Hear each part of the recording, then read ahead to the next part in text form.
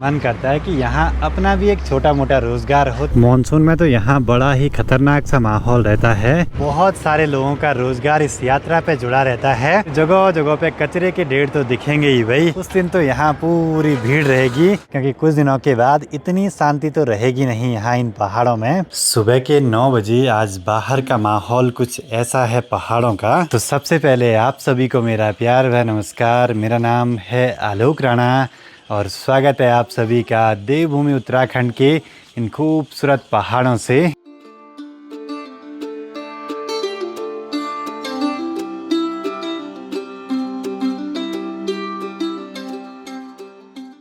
बाकी आज अभी प्रीति की तैयारी है अपने घर त्रिजुगी नारायण किमाना की ओर जाने की, तो मुझे जाना है प्रीति को भेजने के लिए। प्रीति इस बारी आई थी करीबन 4-5 महीने के बाद यहाँ। ठीक है, तब बाय, मिलते हैं। तब निकल पड़ते हैं यहाँ मधमहेश्वर घाटी के मनसूना मार्केट से केदार घाटी के सोनप्रयाग त्रिजुगी नारायण की ओर। अब यहाँ से माँ पापा जाएंगे परवाड़ी वाले घर पे और मैं और प्रीति जाएंगे केदार घाटी में। अच्छा बाय, खबर ना, ठीक है ना। सुबह सुबह तो यहाँ उखीमठ मार्केट में बहुत चहल पहल रहती है। एक बार भगवान जी का आशीर्वाद जरूरी है। यह है भारत सेवा आश्रम मोड़ और चोपता मात्र यहाँ से लेफ्ट पे 29 किलोमीटर की दूरी पे। अब यहाँ उखीमठ से भी आसपास की बहुत सारी हिमालय की बर्फीली चोटियाँ दिखाई देती हैं, जिनमें की खूब सारी बर्फ पड़ी है अभी। अब आने वाले 28 तारीख को इन्हीं रास्तों से भगवान केदारनाथ जी की डोली अपने धाम केदारनाथ के लिए प्रस्थान करेगी। इस वाली जगह पे भी रुकती है भगवान जी की डोली। यात्रा खुलने वाली है, लेकिन रोड की कंडीशन ऐसी है भाई, जैसे पेंटिंग खत्म होगी सीधे एक बड़ा सा गड्ढा। छोटी गाड़ियां तो बहुत फंस जाएंगी ऐसे में, और बाइक वालों के गिरने का डर। कुंड से अब हम एंटर कर रहे हैं केदार घाटी में। अच्छी बात है कि यहाँ पे दोनों पुलों से आवाजाही जारी है। अब तो यहाँ रोड के दोनों तरफ पीली पट्टी भी लगी है भाई, और पेंटिंग भी अच्छे से होगी। ये जगह बड़ी खतरनाक है भाई। गलती से किसी का टायर अगर ऊपर नाली में पड़ गया ना, तो फिर बुरी तरीके से फंस जाएगी गाड़ी।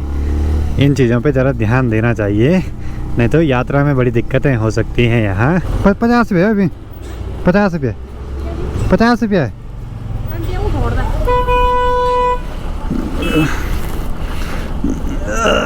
ले पकड़।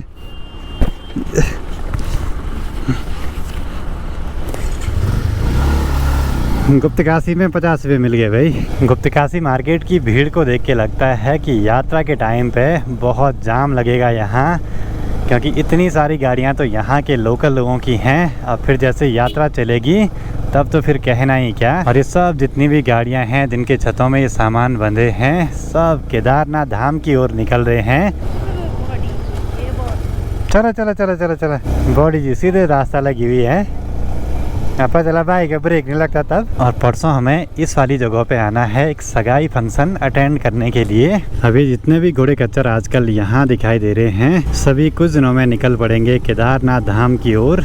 और आधे से ज़्यादा घोड़े कच्चर तो निकल चुके हैं सामान वगैरह ले जाने के लिए। सबसे ख़राब रोड इस जगह पे थी फाटा के पास में, लेकिन यहाँ पे भी अच्छे से पेंटिंग हो गई है। मॉनसून में तो यहाँ बड़ा ही खतरनाक सा माहौल रहता है। ऊपर से बड़ी बड़ी चट्टानें नीचे खिसकती रहती हैं लगातार। यहाँ फाटा मार्केट में भी खूब चहल पहल दिखाई दे रही है। और दूसरे दिन भगवान जी की डोली यहाँ तक पहुँचती है। इस जगह पे सामने से नदी इतनी भयंकर आई 3-4 साल पहले कि सारे यहाँ की जो भी मशीनें ट्रक वगैरह थे सब ऐसे ही बिखरे पड़े हैं भाई। क्या परिणाम है? हाँ, अब ये प्रकृति है, इसके सामने तो किसी की नहीं चलती है। ये चाहे तो पल भर में सब कुछ बदल सकती है भाई। अच्छा है इधर से रास्ता आजकल चेंज हो रखा है भाई। यहाँ पे आजकल रोड पे कंक्रीटिंग वगैरह हो रखी है। चलो जी, एंटर कर चुके हैं सोनप्रयाग में। बाकी यहाँ पे दीदी लोगों के होटल का नाम भी अभी चेंज हो चुका है। पहले था होटल अभिषेक और अभी है होटल योगी। बाकी आज यहाँ पे सजावट वगैरह चल रही है, क्योंकि त्रिजुगी नारायण गाँव में बहुत सारे लोग मंदिर में शादी करने के लिए आते हैं, तो फिर यहाँ पे भी व्यवस्थाएं हो जाती हैं रहने खाने की। बाकी यहाँ से ठीक नीचे दिखाई दे रही है सोनप्रयाग की पार्किंग, जिसमें कि अभी बिल्कुल सुनसान सा ही माहौल है।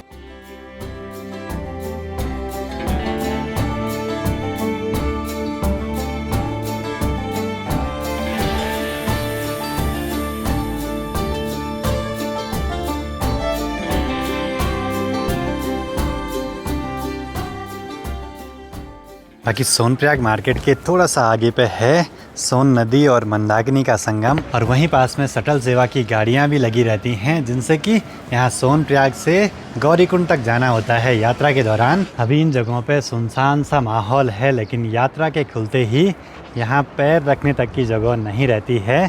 और जो भी आज गाड़ियाँ आती जाती हुई दिखाई दे रही हैं, सभी लोकल लोगों की हैं। कुछ यहाँ सामान ले आ रहे हैं, कुछ घोड़े खच्चर, कुछ यात्रा की तैयारियों के लिए। ऐसा माहौल देख के मन करता है कि यहाँ अपना भी एक छोटा मोटा रोज़गार हो तो बढ़िया रहेगा यात्रा के टाइम के लिए, क्योंकि 1-2 महीने यहाँ कोई अगर अच्छे से मेहनत करे तो ठीक ठाक पैसे कमा सकता है। और ठीक सामने वाले पहाड़ पे देखिए, चट्टान पे जंगली मधुमक्खियों ने बड़े बड़े से छत्ते बना रखे हैं। और ये मधुमक्खियाँ ऐसी जगहों पे छत्ता बनाती हैं जहाँ इंसान का पहुँचना बहुत मुश्किल हो। छोटी छोटी चीज़ें देखी जाए तो बहुत सारे लोगों का रोज़गार इस यात्रा पे जुड़ा रहता है। जैसे भाई यहाँ पे कंडी ले जा रहा है, तो इसको बनाने वाले जो कारीगर हैं उनका भी रोज़गार खुल जाता है यात्रा के खुलने से। अब यात्रा से पहले सारे घोड़े खच्चर पूरे केदारनाथ धाम तक सामान ले जाने का काम करते हैं, और यात्रा खुलते ही सब सवारियों को वहां तक ढोने का काम। इनके साथ साथ यात्रा रूट पे कंडी और पालकी वाले भी चलते रहते हैं लगातार। अभी मैं आया हूँ सोनप्रयाग की इस बड़ी सी पार्किंग में, जहाँ पे कि यात्रा के दौरान आपको अपना व्हीकल लगाना पड़ेगा पार्किंग में, और पार्किंग के कुछ चार्जेस वगैरह रहते हैं। वो तो जब यहाँ पे पार्किंग वाले आएंगे तो उनसे ही पता चलेगा। और नीचे है मंदाकिनी नदी, जो कि कल कल करती हुई आगे को बढ़ती जा रही है लगातार। और ये वही नदी है जिसने साल 2013 की आपदा में यहाँ बहुत भयंकर तबाही मचाई थी। उस समय में यहीं सोनप्रयाग में रहता था, और इस जगह पे बहुत गहरी खाई थी, यहाँ पूरा मलबा भर गया और वो सोनप्रयाग मार्केट के लेवल तक आ गया। सोचे मानसून के टाइम पे नदी का जल स्तर ये यहाँ तक रहता है भाई। आजकल देखिए कितनी नीचे है। अभी तो पार्किंग के नीचे कचरे की हालत इतनी है, लेकिन जैसे ही यात्रा बढ़ती है तो फिर जगह जगह पे कचरे के ढेर तो दिखेंगे ही भाई। इसका एक परमानेंट सोल्यूशन तो होना ही चाहिए। यहाँ पहाड़ों में यात्रा बढ़ेगी, कचरा भी हो गई, लेकिन उसको डंप करने की एक उचित व्यवस्था होनी चाहिए। नहीं तो हर साल ये नदियाँ कितना कचरा अपने साथ बहा के ले जाएंगी। 1 हफ्ते बाद इस पार्किंग में दोबारा से आएंगे, उस दिन तो यहाँ पूरी भीड़ रहेगी। अब दीदी लोगों का होटल तो बिल्कुल तैयार है आने वाले यात्रा सीजन के लिए। प्रीति इस बार क्या करेगी यात्रा में? समोसे बनाऊंगी। समोसे। सजावट का काम लगातार यहाँ पे जारी है। आज है मेहंदी फंक्शन, तो फिर पूरा स्टाफ लगा है यहाँ पे सजावट वगैरह करने पे। सोनप्रयाग में ऋषिकेश, हरिद्वार और देहरादून से खूब सारी डेली सर्विस की बसें भी आती हैं, जिसमें कि नंदा देवी एक्सप्रेस, हिमगिरी एक्सप्रेस, विश्वनाथ सेवा, सभी बसें यहाँ तक आती हैं। सोनप्रयाग से करीब 3 किलोमीटर ऊपर आ गए हैं किमाड़ा की ओर, और यहाँ पे इस धार पे वेट कर रहे हैं दीदी का। दीदी गई है शादी में ठीक ऊपर मजोसी मोहल्ले में, ये सामने पे झोसी, और ये नीचे यहाँ सोनप्रयाग रह गया, सामने सीतापुर और दूर दूर तक के पहाड़। और यहाँ देखिए थोड़े बहुत ही कुछ बुरांस के फूल बचे हैं आजकल। बस अब 10-15 मिनट यहाँ पे वेट करते हैं और नज़ारों का आनंद लेते हैं भाई, क्योंकि कुछ दिनों के बाद इतनी शांति तो रहेगी नहीं यहाँ इन पहाड़ों में। फिर ऊपर आसमान में भी जगह नहीं रहती, क्योंकि सामने पे 2-2 हेलीपैड भी हैं, तो यहाँ से भी लगातार हेली सेवाएं जारी रहती हैं। यहाँ के लोगों का रोजगार तो है, लेकिन बहुत सारा असर तो इन पहाड़ों पे भी पड़ता ही है उस यात्रा से। यहाँ आसपास 2 छोटे छोटे पहाड़ी जंगली फल भी हैं। ये है किरमोर की कटीली झाड़ी, जिसमें की किरमोर लगने ही वाले हैं। साथ ही यहीं पास में ये है हिसूल की झाड़ी, खूब सारे पके हैं इस पे।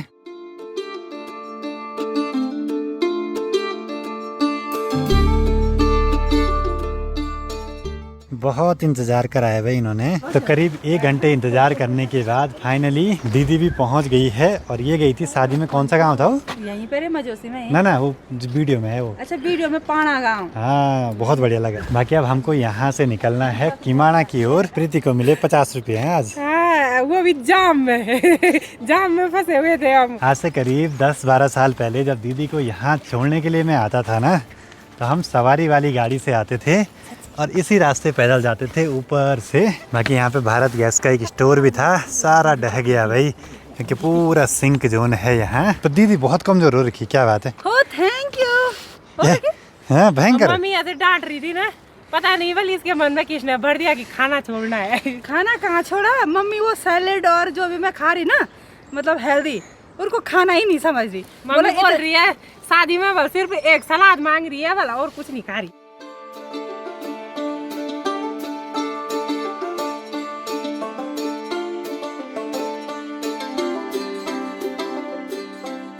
यहाँ पहले खेत थे और इनमें एक कच्ची रोड सी बनी हुई है। किमाना खोले तक यहाँ से ना रोड आसानी से पहुँच सकती है। बड़े बड़े बड़े बड़े बड़े है ना।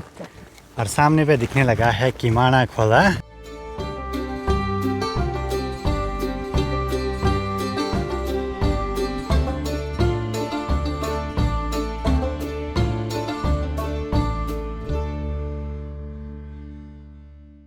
सुबह निकले थे घर से शाम के 5:48 पे। अभी प्रीति के घर पे पहुंच चुके हैं किमाना खोला में। और हर किसी के घर पे ऐसे गरिया की ढेर लगी हुई है। क्या बड़ा हुआ प्रीति खुश हो रही है अपने किचन गार्डन को देख के।